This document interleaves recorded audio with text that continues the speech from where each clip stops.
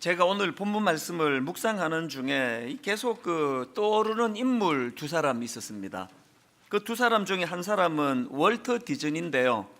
여러분이 다 아시지만 월터 디즈니는 미키 마우스 또 도널드 덕 이런 수많은 애니메이션 캐릭터를 개발해 가지고 전 세계 어린이들에게 꿈과 환상을 심어준 인물 아니겠습니까? 근데 근래에 제가 이 월터 디즈니라는 인물을 떠올리게 된 것은 다시 세움이라고 하는 책에 나오는 그와 관련된 내용 때문인데요. 미국에서 월터 디즈니가 개장될 당시에는 이미 월터 디즈니가 죽은 뒤라고 합니다. 이게 참 억울한 일 아닙니까? 모든 꿈을 꾸고 모든 걸 계획했던 그 사람이 이 개장을 못 보고 그냥 병으로 죽은 겁니다. 그래서 이제 그 개장식 날 월터 디즈니를 대신해서 그의 아내가 개장식 연설을 했다고 합니다. 근데 그 사회자가 그의 아내를 소개하면서 이런 말을 하는 겁니다. 여사님, 회장님이 이 개막식을 보았다면 얼마나 좋았겠습니까? 안타까움을 그렇게 피력한 거 아니겠습니까? 그랬더니 월터 디즈니의 아내가 기가 막힌 말을 했습니다. 이렇게 말을 하는 겁니다. 그는 이미 디즈니 월드를 가장 먼저 본 사람인걸요. 그는 이미 이것을 다 보고 꿈을 꾸었습니다. 이게 너무 기가 막힌 이야기 아닙니까? 비록 그가 개장식을 못 보고 죽었지만 이미 그 머릿속에서 오늘 이 모든 것들이 다 꿈을 꾸면서 비전을 가지면서 다 펼쳐져 있었고 그걸 가장 먼저 본 사람이 자기 남편이라는 겁니다. 제가 한동안 이 월터 디즈니의 그 아내의 그 말이 얼마나 제게 도전이 됐는지 모릅니다. 그런가 하면 오늘 본문 말씀을 묵상하면서 자꾸 떠오른 인물이 한 명 더 있었는데 현대 선교의 아버지라고 불리우는 윌리엄 캐리 선교사입니다. 몇 주 전에도 우리가 함께 구호를 외쳤던 하나님으로부터 위대한 일을 하라, 하나님을 위하여 위대한 일을 시도하라, 이게 바로 윌리엄 캐리거든요. 이분과 관련 있는 책들이 참 많이 남았는데 그 중에 하나님의 꿈을 따라간 구두수성공 윌리엄 캐리라는 책이 있는데요. 그 책에 보면은 윌리엄 캐리는 시골에서 태어나서 초등학교 학력이 전부인 아주 평범한 사람이었습니다. 이런 윌리엄 캐리에게 하나님의 위대한 꿈이 심어지니까요, 그 비전을 가지고 인도 선교사로 파송됩니다. 그리고는 복음을 알지 못하던 인도 사람들을 위하여 온 정성을 다하여 복음을 전하고 성경을 번역하고 그리고 세란포르라는 기독교 대학도 설립하고 수많은 일을 합니다. 그 모든 업적이 인정이 돼가지고 지금 사람들은 윌리엄 캐리를 현대 선교의 아버지라고 그렇게 부를 정도로 큰 업적을 남긴 인물인데요, 제가 주목하는 것은 그런 큰 업적이 아니고요, 그런 화려한 명성이 아니고요, 그것보다는 그 과정에서 이 윌리엄 캐리가 겪어야 했던 억장이 무너지는 가슴 아픈 일들이에요. 그 당시 인도에서의 생활이 얼마나 위험한 것인지, 그 인도에서 그 아들이 전염병을 앓다가 죽습니다. 그리고 그 아들의 죽음을 너무나 견디다 못했던 그 아내, 그 죽은 아들의 어머니는 또 우울증이 와가지고 우울증으로 숨을 거둡니다. 그것 말고도 말로 다 할 수 없는 엄청난 그런 고통을 윌리엄 캐리 선교사가 겪는데요, 그럼에도 불구하고 끝까지 그는 포기하지 않고 40년이라는 긴 세월을 인도를 위하여 사역을 했기 때문에, 그래서 이제 현대 선교의 아버지라는 그런 놀라운 평가도 받게 되는 거 아니겠습니까? 그래서 제가 이런 질문이 나오는 겁니다. 그는 어떻게 이런 엄청난 시련, 어지간한 사람 같으면 내 이제 인도에서 더 이상 있을 수가 없다, 죽은 아들 생각나고 죽은 아내 생각이 나서 이게 못 견디겠다, 그리고는 귀국했을 것 같은데요, 어떻게 40년이라는 긴 세월을 인도에서 그렇게 사역을 했을까? 제가 이렇게 생각해 보니까 그 견뎌낸 윌리엄 캐리도 대단하지만 저는 이런 생각이 드는 겁니다. 어떤 면에서는 포기할 수 없는 너무나 강한 인생의 꿈이 있었기 때문에 그 꿈이 아내가 죽었을 때 찾아오는 절망감도 이기게 하고 그 꿈이 자식이 죽었을 때 찾아오는 절망감도 이기게 하는 힘이 되고 능력이 되지 않았을까, 그런 생각이 드는 겁니다. 그래서 저는 오늘 여러분에게 이렇게 묻고 싶은 게 있는데요, 여러분은 지금 윌리엄 캐리 선교사처럼 자식이 죽어도, 아내가 죽어도 절대로 포기할 수 없는 그런 꿈이 있습니까? 그 어떤 꿈이 여러분 인생을 견인하고 있습니까? 이 꿈이 있기 때문에 나는 죽을 수도 없거나 아플 수도 없어, 그렇게 결단할 수 있는 꿈이 있습니까? 그 제가 오늘 본문을 묵상하는데 자꾸 이 두 인물이 떠오르는 이유는 오늘 본문을 기록한 사도 바울 때문이에요. 사실 뭐 꿈, 또 뭐 비전, 이런 이야기를 한다고 한다면 사도 바울을 따라갈 사람이 많지 않습니다. 그는 처음 예수 믿을 때 하나님 주신 사명이 그 인생의 꿈이 되고 비전이 돼가지고 일평생을 흔들림 없이 초지일관으로 그 꿈을 향하여 달려갔던 분 아닙니까? 오늘 본문에서도 사도 바울은 자기가 가진 꿈을 이루기 위하여 3번에 걸친 여행을 계획한다, 이거를 지금 밝히고 있는데요, 그가 밝히는 첫 번째 여행 계획은 이제 모금한 헌금을 가지고 고린도에 있는 예루살렘으로 가려는 계획을 내가 갖고 있다. 그리고 두 번째 여행 계획이 뭐냐 하니까 이제 예루살렘에서 다시 로마로 가려는 계획을 내가 가지고 있다. 그리고 마지막 세 번째로는 로마로부터 스바나, 요즘으로 하면 스페인이죠, 스바나로 가는 꿈을 내가 가지고 있다, 가기를 원한다. 존 스토트 목사님이 쓰신 그 로마서 강해에 보면은요, 이 사도 바울의 모든 여정을 배를 타고 간다고 가정을 하면 첫 번째 여정은 적어도 1300km, 두 번째 여정은 2400km, 세 번째 여정은 1100km, 그래서 총 4800km를 가는 셈이고요. 만약에 거기에 육로로 간다고 한다면 그것보다도 훨씬 더 긴, 먼 여정길이 되었을 것이다. 그러면서 존 스토트 목사님이 하시는 말씀이 그 당시 고대 여행이 지니는 위험성을 고려한다면 이것은 무모함에 가까운 여행길이다. 이 정말 대단한 거 아닙니까? 그런데 여러분, 제가 오늘 본문에 사도 바울을 묵상하면서 그가 부러운 게 뭐냐면은 이렇게 그가 품었던 엄청난 비전과 또 그것을 실행해내는 실행력, 이것도 부럽지만요, 제가 오늘 본문에서 사도 바울이 부러운, 결정적인 부러운 게 뭐냐 하니까 더 근원적으로 그에게 초지일관, 어떻게 예수 처음 믿을 때 하나님 주신 그 사명이 꿈이 돼서 평생을 흔들림 없이 초지일관으로 나갈 수 있었을까? 요즘에 그냥 걸핏하면은 무슨 시사 프로그램에 어느 목사가 또 누구를 성추행했느니 무슨 짓을 저질러니 요즘에 뭐 유독 더 많이 나오는 것 같아요.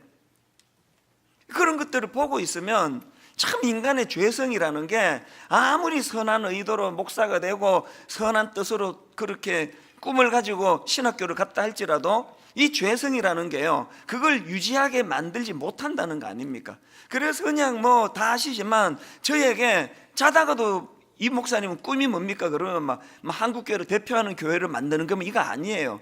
은퇴할 때까지 사고 치지 않는 거, 은퇴할 때까지 성도들을 놀래키지 않는 거. 오죽하면은 이게 내 꿈이 되겠냐고요.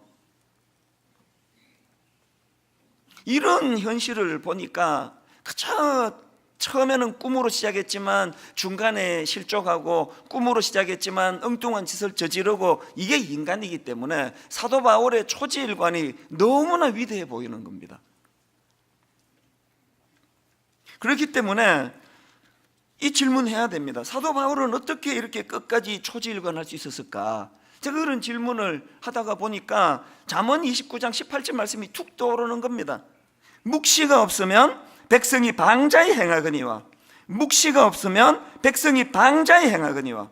여기 나오는 묵시를 영어 킹 제임스 버전으로 보니까 비전이라고 그렇게 번역을 했고요, 그 다음에 NIV 성경으로 보니까 여기 나오는 묵시를 레벨레이션 이렇게 번역해가지고 하나님의 계시의 말씀을 강조하는 걸 봤는데, 여기에 사도 바울의 초지일관의 그 놀라운 역사가, 이 비결이 여기 있는 거 아닙니까? 사도 바울은 끊임없이 들려주시는 하나님의 계시의 말씀이 있었고, 그 들려진 계시의 말씀을 그 꿈을 탈선시키지 않는 비전으로, 능력으로 그 승화시킨 거 아닙니까? 이 묵시가 없으면 백성이 방자에 행한다는 이 말씀을 읽을 때면 그 내 인생을 바꾼 비존 스토리라는 그 책에서 읽은 사례 하나가 떠오르더라고요. 그 무슨 사례가 그 책에 나왔는가 하니까, 여러분 꿀벌 아시죠? 이 꿀벌은 겨울을 나기 위해 가지고 열심히 꿀을 모으기로 유명한 꿀벌인데요. 제가 보니까 이 꿀벌이 1g의 꿀을 모으기 위해 가지고 약 125송이의 꽃을 찾아다니네. 그 1g이면 뭐 그 얼마나 겁니까 이게? 요 작은 그 1g을 얻기 위하여 125송이의 꽃들을 찾아다니는 이 꿀벌의 열심, 겨울을 잘 나야 된다는 그것이 그에게 이런 열심을 가져다 준 거 아닙니까? 그런데 그 책에 보니까 식물학자들이 이런 실험을 했답니다. 그 꿀벌들을 열대 지방으로 옮긴 겁니다. 겨울이 없는 열대 지방으로 이 꿀벌을 옮겼더니요, 처음에는 막 열심히 꽃을 찾아다니면서 꿀을 모으더니 그렇게 열심히 꿀을 모으는데도 이 겨울이 안 오는 거 아닙니까? 겨울이.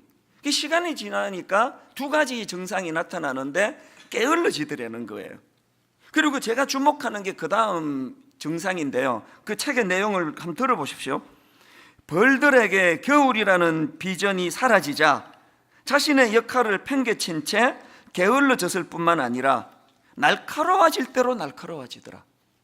이 벌이 더 이상 비전이 없고 겨울이 없는 그곳에서 꿀을 모아야 되는 이런 게 없어지고 나니까 자꾸 사람을 공격하고 날카로워지더라고 그러는데, 제가 그 대목을 읽다가 보니까 그렇게 날카로워진 집사님, 권사님이 자꾸 떠오르는 거예요. 그게 그래서 그런 거구나. 여러분 지금 뭐 자꾸 아무것도 아닌 일에 신경이 예민해지고 뭐 자잘한데 마음을 쏟고 짜증이 나고 그러시면은요, 여러분 여러 가지 그 이유가 있겠지만 지금 혹시 여러분 그 꿈이 없어져 버려서 그런 거 아닌가? 그 인생이 권태로우니까.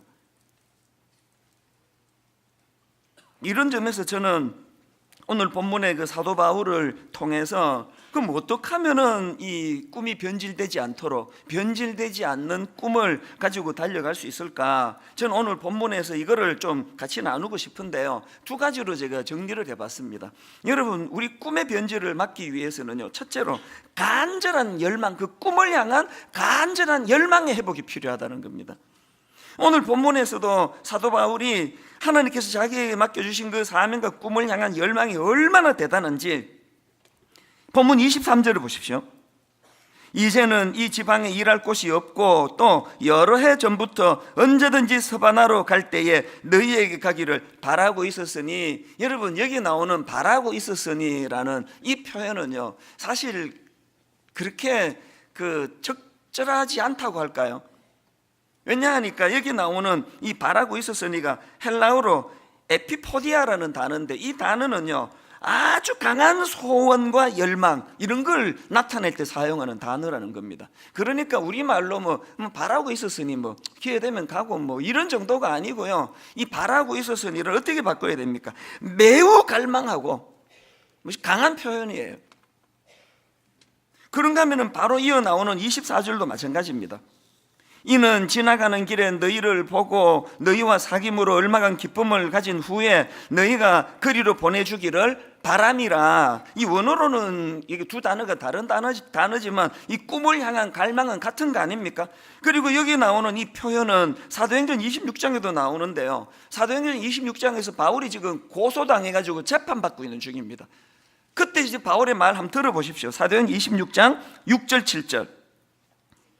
이제도 여기 서서 신문 맞는 것은 하나님이 우리 조상에게 약속하신 바를 바라는 까닭이니, 이 약속은 우리 12지파가 밤낮으로 간절히 하나님을 받들어 섬김으로 얻기를 바라는 바인데, 아그리빠 왕이여, 이 소망으로 말미암아 내가 유대인들에게 고소를 당하는 것이니이다. 그 앞에 나오는 바라는 까닭이니, 그리고 뒤에 나오는 이 소망으로 말미암아, 이게 다 그 24절에 나오는 단어와 같은 단어예요. 제가 여기서 사도 바울에게 감동을 받는 게 뭐냐 하면은요, 지금 고발당해가지고 재판받고 신문당하는 상황이에요. 그런데 사도 바울은 이런 비참한 상황조차도 이 모든 과정들이 내가 이런 큰 주님 주신 꿈을 갖고 달려나가기 위해서는 이거는 치러야 되는 과정이다. 심지어는 이 재판조차도 내 꿈을 이루어내는 도구로 쓸 수 있다, 그런 생각을 가지고 있으니까 낙심이 없어요. 사도 바울에게 낙심이 없습니다. 현상이 아니고요, 그 현상을 어떤 눈으로 바라보느냐에 대한 그 태도의 문제예요. 제가 앞에서 언급했던 내 인생을 바꾼 비전 스토리라는 그 책의 부제가 열망하고 발견하며 실천하라, 이 구호가 참 좋아지게 옮겨 적어놨습니다. 열망하고 발견하고 실천하라, 이런 구호를 되뇌이는데요, 막 엄청난 꿈을 꾸는 것만이 꿈이 아니에요. 내 삶 속에서 열망하고 발견하고 실천하려는 모든 몸부림은 다 귀한 거예요. 제가 이 설교를 준비하다가 20대 그 중반 생각이 나서 참 미소가 나왔는데요, 제가 23살 때 이제 이민을 가가지고 24살인가 25살 때에 주사실이라는 단체를 만들었습니다. 그 주변에 유학생들 또 그 2세 미국 이민 2세 그 후배들을 모아가지고, 이 주사실은 뭐의 약장 가면은요, 주님의 사랑을 실천하는 사람들의 모임. 그래서 이제 주사실, 주님의 사랑을 실천하는 모임. 한국에서 이제 우리 그 기독교 서클 같이 하던 그 선배들이 이제 그런 움직임이 있다 그래서 저도 똑같이 이제 주사실을 미국에서 만들었거든요.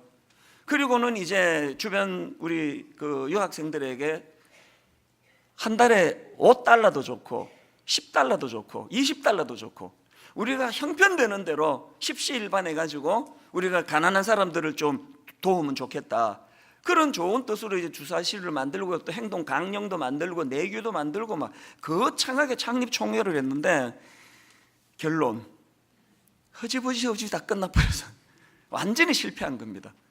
그래서 제가 막 지난주에 기억을 떠올려 보니까 이게 어디까지 가다가 끝났는지도 모르겠더라고요. 그냥 완전히 끝나버렸어요.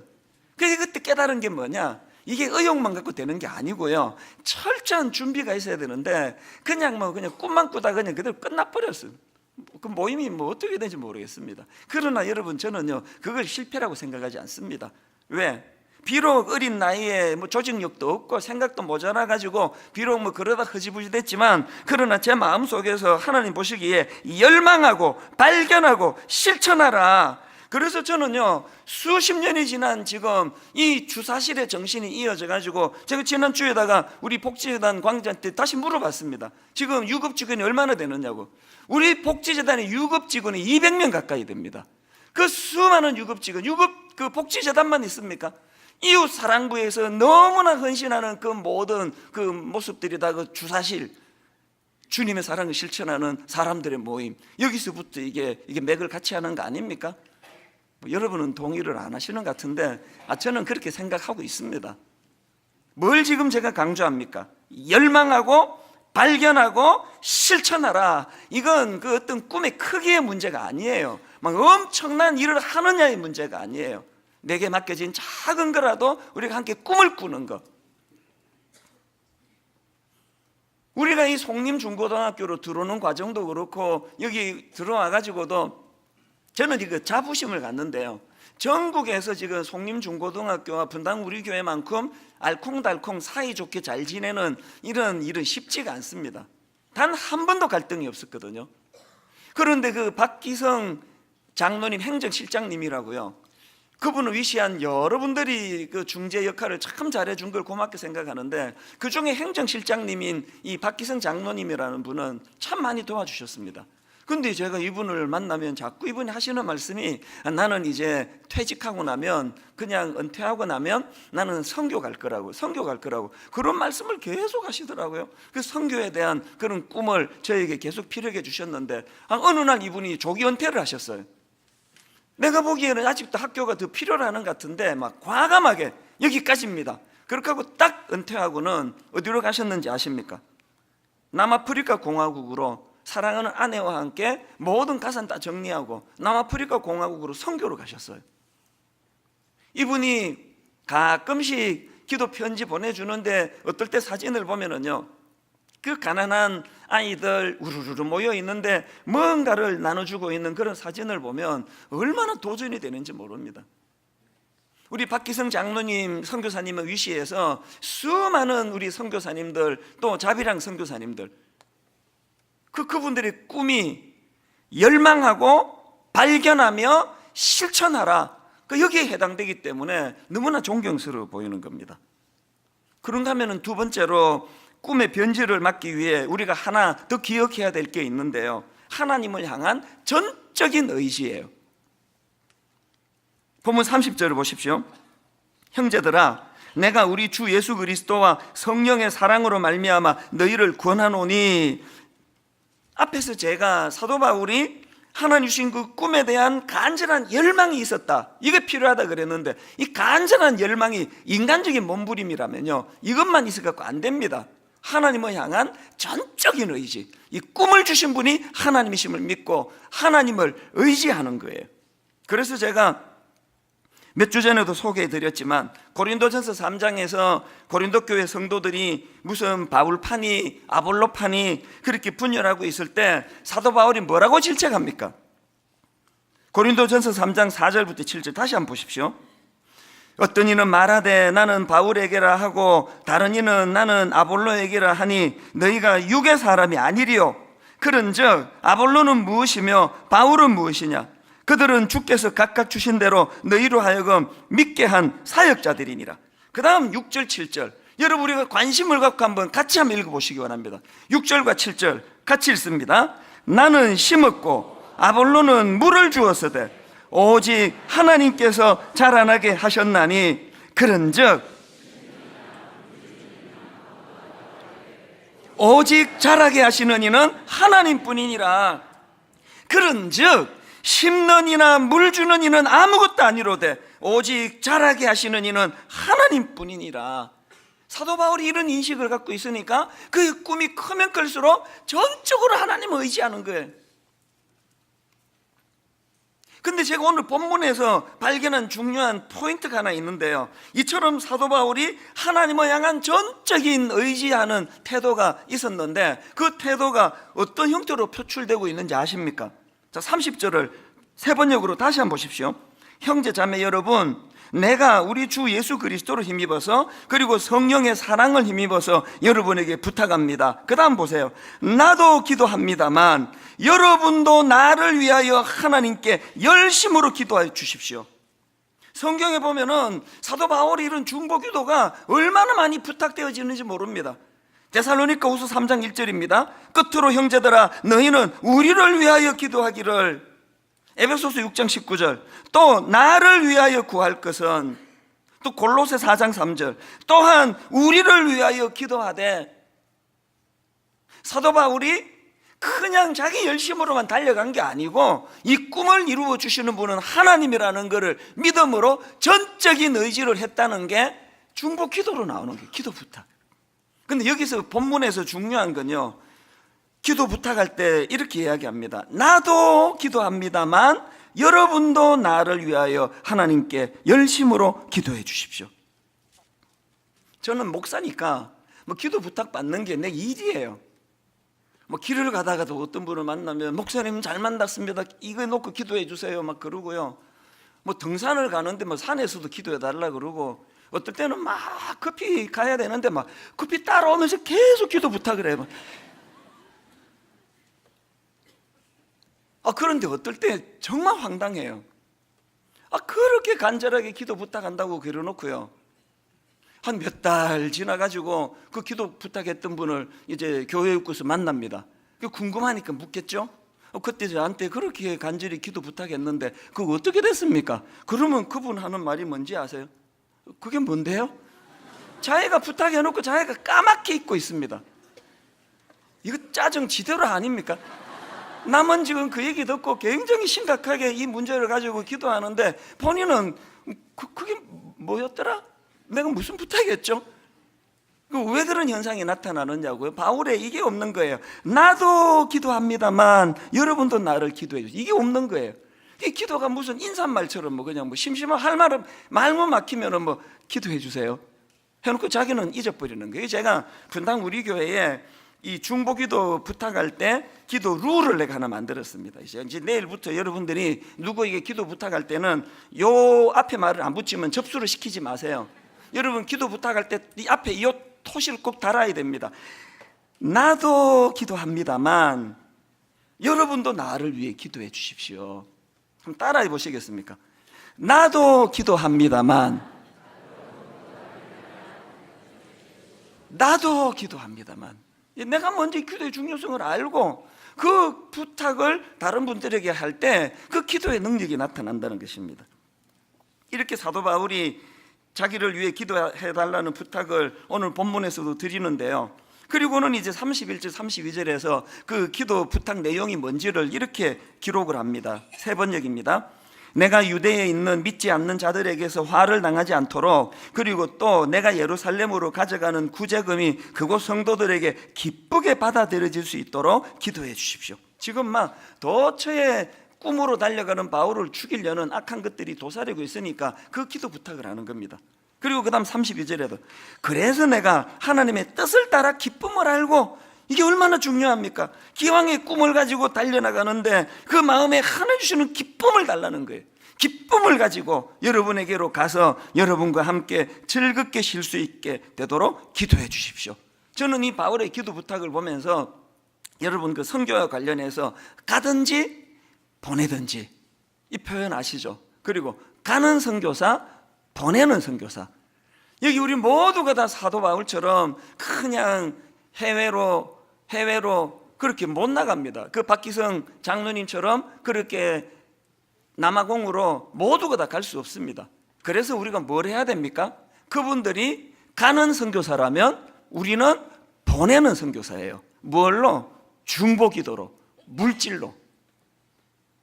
오늘 주보에도 크게 그 광고를 내놨는데요. 지금 저희 교회에서는 매월 둘째 주일에 미셔널 기도회를 가집니다. 이 미셔널 기도회는 모든 성도님들이 다 해야 되는 기도예요. 가든지 보내든지. 제가 이렇게 그 바울의 꿈이 끝까지 변질되지 않았던 비결이 두 가지라고 말씀을 드렸는데요. 그에게 간절한 열망이 있었고 또 하나님을 향한 전적인 의지가 있었다고 말씀을 드렸는데, 사실은 여러분 사도 바울이 절대로 자기 꿈을 포기할 수 없었던 이유가 하나 더 있습니다. 그게 뭔지 아십니까? 사도 바울이 품었던 그 꿈은 다름 아닌 예수 그리스도가 품으셨던 꿈이기 때문에 그렇습니다. 마태복음 28장 18절부터 20절 한번 보십시오. 이 그냥 익숙한 문장이라고 흘리지 말고요, 그 주님의 표현 하나하나에 주님의 마음이 담겨져 있는 그 간절함, 그 주님의 꿈이었구나. 이게 우리가 죽음을 앞두고 자녀들에게 유언을 남길 때 가장 내 마음에 깊이 묻어두었던 그 이야기를 하는 거 아닙니까? 이런 마음으로 여러분 마태복음 28장 18절 제가 앞부분을 큰 소리로 선포할 거거든요. 예수께서 나와 말씀하여 이르시되, 이렇게 선포할 때 그 이후의 모든 구절을 성도님 전부가 다 우리 주님의 꿈이 이것이었구나, 이거를 되새기는 차원으로 다 같이 읽으시면 좋겠는데요. 자, 앞부분을 제가 먼저 열어드립니다. 이렇게 제가 읽어드립니다. 뒷부분을 읽으십시오. 예수께서 나와 말씀하여 이르시되 하늘과 땅의 모든 권세를 내게 주셨으니 그러므로 너희는 가서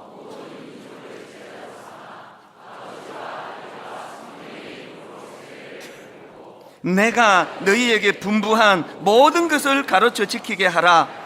볼지어다 내가 세상 끝날까지 너희와 항상 함께 있으리라 하시니라. 이 예수님의 꿈이에요. 제가 이 구절이 지난주에 왜 눈물이 됐는지 아십니까? 예수님은 주님이 품으셨던 그 꿈을 우리를 통해 이루기 원하시는 거예요. 그리고 주님은 주님이 품으셨던 그 꿈이기 때문에 우리가 중심만 잡고 있으면 예수님께서 우리 인생을 견인해 가신다는 거예요. 이걸 제가 지난주에 내 인생을 내가 반추하면서 깨닫고는 눈물이 핑 도는 겁니다. 몇 년 전에요, 제가 시카고 방문을 하는 중에 제가 졸업한 UIC라고 일리노이 주립대학, 시카고에 있는 일리노이 주립대학이에요. 거기를 오랜만에 방문했습니다. 차도 없고 뭐 면허증도 없고 그러니까 지하철을 타고 막 그냥 기억을 떠올리면서 그렇게 제 모교를 갔는데요. 그때가 여름 방학이라 가지고 학생도 별로 없었습니다. 그때 20대 초반에 미국 가서 너무나 암담하고 앞이 보이지 않던 그때도 떠오르고, 그러면서도 하나님이 어떻게 저를 여기까지 견인해 주셨나, 그래서 제가 자꾸 눈물이 나더라고요. 캠퍼스 곳곳을 다니면서 제가 수업을 받던 그 교실도 떠올려져서 아무도 없는 빈 교실에 들어가서 가만히 앉아 있기도 하고 너무나 가슴 벅찬 시간을 보냈습니다. 그날이 제게 왜 그렇게 눈물이 됐는지 아십니까? 우선 한국에서 대학교 2학년 마치고 이제 이민을 가가지고 미국 대학을 들어가야 되는데 우선 뭐 실력이 안 되었고요. 아버지는 금식기도 하다가 돌아가시고 학비 드릴 사람도 없고 제가 어머니를 또 봉양해야 되고 이러다 보니까요, 풀타임으로 일하면서 학교로 다녔거든요. 어떨 때는 3교대 하는 주유소에서요, 밤 11시부터 아침 7시까지 일을 해요. 밤을 꼬박 새워가 일하고 바로 집에 와서 딱 샤워하고 아침에 학교를 가 앉아 있으면요, 안 그래도 잠이 많을 20대 그 초중반 나이에 수업이 들어오겠습니까? 뭐 이래갖고 내가 어떻게 내가 졸업할 실력을 내가 만들겠냐고요. 어떨 때는 새벽에 4시에 일어나가지고요, 고속도로를 1시간 반 달리는 그 미국 공장에 가서 풀타임으로 8시간 청소하고 오후에 와가지고 딱 이제 점심 겸 저녁 먹고 그렇게 하고는 또 지하철을 타고 학교를 가면은 11시 넘어 집에 들어오고 숙제하면은 새벽 2시, 한 2-3시간 잠자고 맨날 두통 오고 맨날 코피가 터지고, 그럼에도 불구하고 버틸 수밖에 없었는데 그때 계속 저에게 찾아오는 유혹이 학교를 그만두라였어요. 미국은 그 필요도 없고 니는 지금 40살까지 미친 듯이 돈을 벌어가지고 한국 돌아가는 게 꿈인데 이까지 대학 졸업장이 뭐가 소용이냐고 제가 계속 저를 설득하는데, 그리고 주변 사람들도 막 계속 그런 이야기를 하고, 뭐 그렇게 고생하면서 대학 졸업할 이유가 뭐가 있냐고, 미국은 이런 거 안 보는데. 내가 몇 번 학교를 그만두려고 그랬습니다. 근데 이게 뭐가 쉬었는지 절대로 포기가 안 되는 거예요. 막 결정적으로 이제 학교 끝이다 그랬는데도 포기가 안 되는 거예요. 그렇게 고생해가지고요, 1987년도에 제가 이제 대학을 졸업했는데요, 그리고는 뭐 저는 돈 벌기로 결심했으니까 졸업하자마자 바로 흑인 동네로 들어가가지고 그 자수성가한 사장님 한국인으로 막 엄청나게 돈 많이 벌었다고 하는 그분 밑으로 들어가가지고 흑인하고 저하고 짝을 맞추어서 뭐 밑바닥부터 변기 청소하고 쓰레기 치우고 이런 걸로 다시 이제 시작한 거 아닙니까? 그 뭐 쓰레기통 치우고 변기 청소할 건 뭐하러 이렇게 내가 대학 졸업장을 필요도 없는 걸 따야 됐느냐고요. 그러나 여러분, 놀라운 일이 그 다음에 일어난 겁니다. 그렇게 하고 몇 년 뒤에 다 아시잖아요. 뜬금없이 하나님이 저에게 한국으로 돌아가 불쌍한 청소년들, 중등부 고등부 교회 전도사가 되라, 목사가 되라, 그 꿈을 제게 주셨기 때문에 한국에 있는 신학대학원으로 편지를 써서 보냈거든요. 답이 왔어요. 대학 졸업장하고 성적 증명서를 해서 보내라. 그래서 제가 무시험으로 들어갔습니다. 그때 한창 신학교가 뜨거울 때이기 때문에요, 들어가 보니까 뭐 서울대 막 대단한 사람 엄청 많이 와 있더라고요. 제가 무시험 아니고 시험 봐서 갔으면 100% 떨어졌을 거예요. 이게 제 눈물이었습니다. 나보다 더 나를 잘 알고 계시는 주님. 제가 그때 UIC 학교 다닐 때는요, 목사가 되겠다는 생각은 1%도 없었거든요. 나 그냥 돈 벌어서 내가 한국에 가서 내가 과원도 차리고 양돈도 차리고 이 생각만 하고 있었는데, 하나님의 계획, 당신의 꿈. 여러분, 제가 그때 UIC 어렵다고 학교 그만둬 버렸으면 대학 졸업장이 없는데 대학원을 어떻게 들어가느냐고요. 이게 눈물이 저의 눈물. 제가 그날 그 캠퍼스에 앉아 있는데 여러분에게 이 말씀으로 결론을 맺기 원합니다. 여러분, 주님의 꿈을 품으셔야 돼요. 주님의 꿈을 여러분이 품으면 그 주님의 꿈을 이루어 주시기 위하여 여러분을 견인해 주신다는 사실이에요. 전공도 사회학을 해가지고요, 정말 죽는 줄 알았습니다. 시험을 보고 나면은 뭐 미국 애들이 둘러 앉아가지고는 이번에 문제가 너무 어려워가지고 답을 쓸 수가 답이 뭔지를 몰랐다고. 그러면 내가 속으로 이런 생각을 하죠. 네가 답이 뭔지를 모를 때 나는 문제가 뭔지를 몰랐다. 나는 그 모든 과정을 이건 기적 같은 하나님 은혜로 그렇게 8시간씩 일하고 영어 실력 하나도 없는 제가 하나님의 계획으로는 네가 반드시 대학을 졸업해야 네가 신학대학원으로 가 목사가 될 수 있다. 그때 포기했으면요 여러분하고 저하고 못 만나는 거죠. 어떻게 만납니까? 여전히 미국에서 뭘 하고 있을지 모르겠지만 결론을 맺습니다.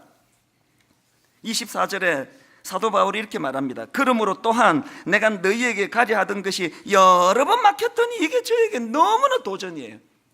사도 바울이 이렇게 이야기합니다. 그러므로 또한 내가 너희에게 가려던 것이 여러 번 막혔더니, 여러분 사도 바울의 위대함이 뭡니까? 그가 경험한 여러 번 막혔더니 그의 좌절, 그의 실패, 이것이 그로 하여금 낙심으로 몰고 가지 않고 여러 번 막혔더니 이룰 수 없었던 그의 실패가 사도 바울의 꿈이 되는 거예요. 사도 바울의 비전이 되는 거예요. 그래서 나온 게 로마서입니다. 그래서 나온 게 주옥 같은 로마서예요. 여러분, 여러분의 이룰 수 없었던 꿈이 여러분을 초라하게 만드는 흉기가 되도록 방치하지 마시고, 여러분의 꿈이 로마서를 만들어내는 사도 바울과 같은 놀라운 여러분 인생의 재료가 되고 도구가 되기를 주님 이름으로 축복합니다. 오늘 말씀을 기억하시면서 우리 찬양 제목이 내 삶의 이유, 내 삶의 이유라, 내 삶의 이유라.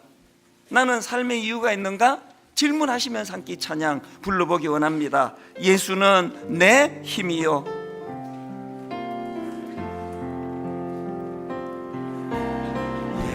예수는 내 힘이, 나의 기쁨, 내 참 소망, 내 참 소망, 그 이름의 생명이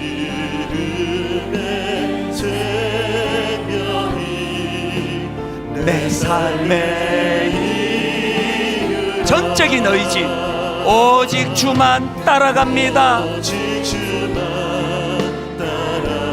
내가 가진 꿈, 오직 주만 높임 받으소서. 이 흔들리지 않는 꿈, 내 평생의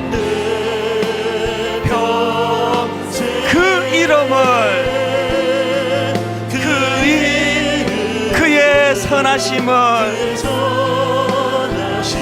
세상에 노래합니다. 그 이름의 크신 능력,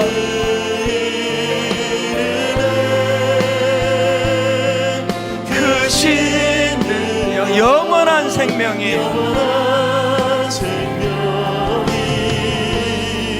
내 삶이라. 다시 한번 묻습니다. 여기 지금 열대지방에 던져진 그 꿀벌과 같은 정상에 빠진 분 안 계세요?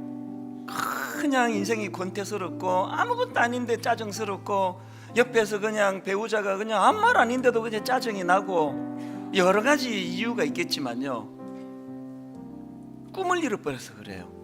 제가 겪어보니까요, 큰 그림을 그리면서 꿈을 향해 달려나갈 때는요, 옆에서 누가 찝쩍거리고 짜잘하게 그런 거 하나도 신경 안 쓰입니다. 이거 없이 어떻게 인생을 살겠냐고. 우리가 회복해야 되는 거, 인생을 걸고 달려가는 꿈이에요. 하나님 주신 꿈, 예수 그리스도의 꿈이 내 꿈이 되기를 원합니다. 그 꿈을 가지고 달려가면 이찬수 목사에게 그렇게 하셨던 것처럼, 그래서 저는요, 제 약함을 드러내는 게 하나도 부끄럽지 않습니다.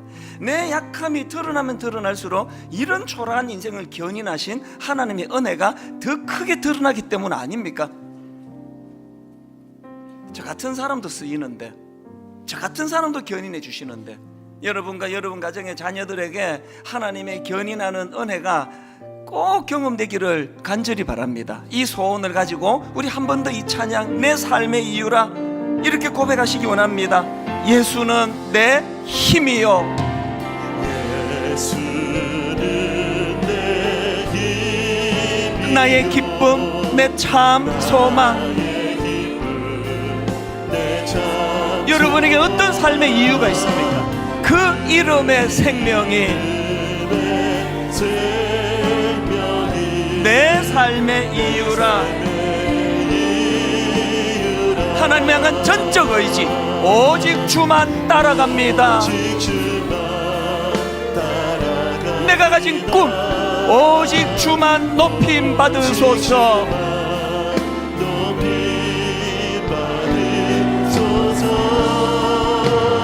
내 평생에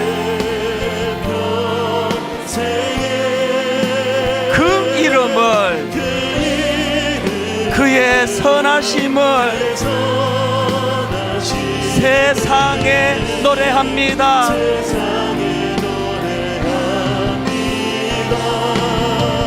그 이름의 크신 능력, 영원한 생명이 내 삶의 이유라. 내가 사나 죽으나 그 이름을 위하여 내 모든 것 다 드리니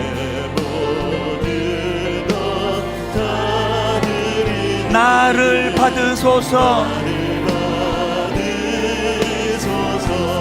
오직 주만 따라갑니다.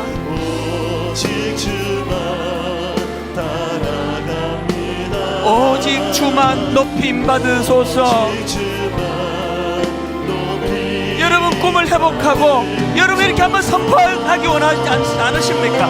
내 평생에 그 이름을, 그의 선하심을 세상에 노래합니다. 그 이름의 크신 능력,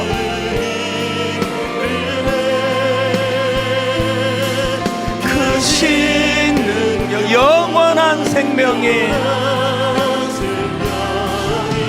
내 삶의 이유라. 오늘 말씀을 기억하시면서 우리 한 번 더 집중하여 예수는 내 힘이요, 나의 기쁨, 내 참 소망. 그 이름의 생명이 내 삶의 이유라. 내가 사나 죽으나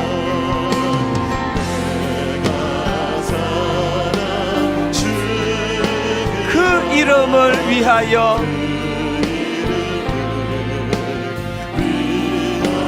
내 모든 것 다 드리니 하나님, 내가 가진 이 꿈, 이 비전 주님 받아주시기 원합니다.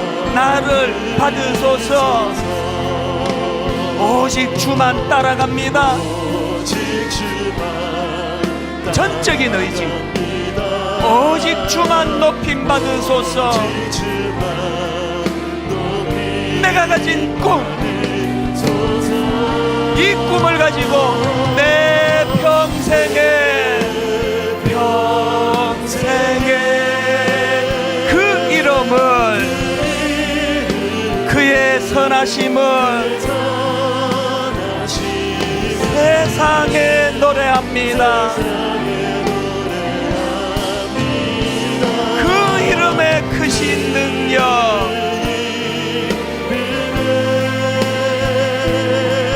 크신 능력, 영원한 생명이 내 삶의 이유라. 우리 모두 다 자리에서 일어나셔서 마지막으로 한 번 더 선포합니다. 오직 주만 따라갑니다. 오직 주만 높임 받으소서.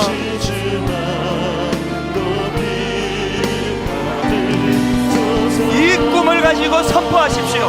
내 평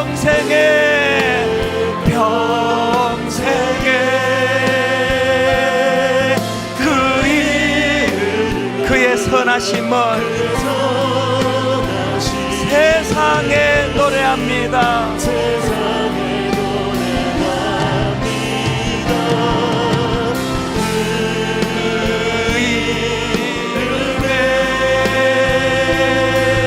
그 신능력 영원한 생명이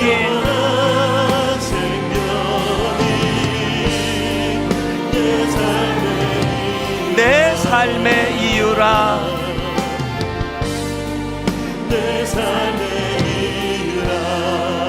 그 절망적인 상황 속에서도, 자식이 죽고 아내가 죽는 그 상황 속에서도 하나님으로부터 위대한 일을 기대하라. 하나님을 위하여 위대한 일을 시도하라. 윌리엄 캐리, 그가 가진 꿈이 어떤 상황에서도 자기를 절망으로 빠뜨리지 않는 도구가 됐다고 한다면, 하나님 오늘 한 번 더 힘을 얻어 꿈을 가지고 달려가기를 원합니다. 주님이 견인하여 주시기를 원합니다. 이 마음을 가지고 우리 통성으로 같이 기도하시겠습니다. 살아계신 하나님 아버지, 오늘도 하나님 아버지 주신 말씀을 가지고 하나님 사도 바울처럼 변질되지 않는 꿈, 변질되지 않는 그의 비전, 하나님 아버지 늘 계시의 말씀이 들려지는 인생, 늘 들려진 그 계시의 말씀이 내게 꿈이 되고 비전이 되도록 하나님을 의지하는 인생, 하나님 아버지 그 은혜의 길로 저희들이 나아가기를 원합니다. 그 은혜의 길로 저희들을 인도하여 주시옵소서. 존귀하신 하나님 아버지, 우리들의 삶 가운데 이 놀라운 하나님의 은혜를, 이 놀라운 하나님의 능력을 되지며 위대한 하나님을 아무것을 경험할 수 있도록 인도하여 주시옵소서. 열대지방에 던져진 꿀벌 같은 인생이 아니라 하나님 아버지 일부라면 은혜에 위하여 125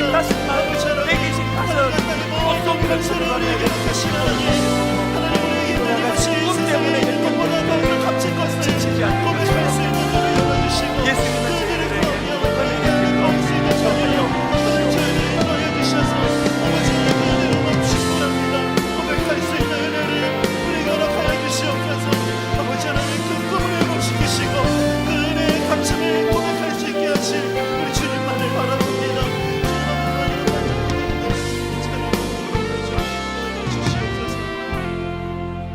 그러므로 또한 내가 너희에게 가려 하던 것이 여러 번 막혔더니, 하나님 사도 바울에게 계시는 그 하나님께서 바울이 시도했지만 실패했던, 시도했지만 할 수 없었던 그 모든 낙심된 거리들이 사도 바울을 절망으로 몰고 가는 것이 아니라 오히려 이것이 그가 가진 비전, 꿈의 재료로 쓰여졌던 것처럼, 하나님 나이는 들어가는데 손에 잡히는 게 별로 없고 자꾸 인생의 초라함이 드러날 때마다 지금이야말로 복음을 붙잡을 때라는 거, 지금이야말로 우리 주님을 붙잡을 때 우리가 가졌던 실패했던 수많은 가슴 아픈 재료들이 오히려 나이 들어갈수록 꿈을 품게 되는 도구가 되는 줄로 믿습니다. 오늘 주신 말씀이 능력이 있어 사도 바울을 위시한 수많은 비전어리들, 꿈을 가지고 달려갔던 사람들처럼 예배하는 모든 주님의 자녀들에게도 이 놀라운 사건이 일어나도록 간섭하여 주시옵소서.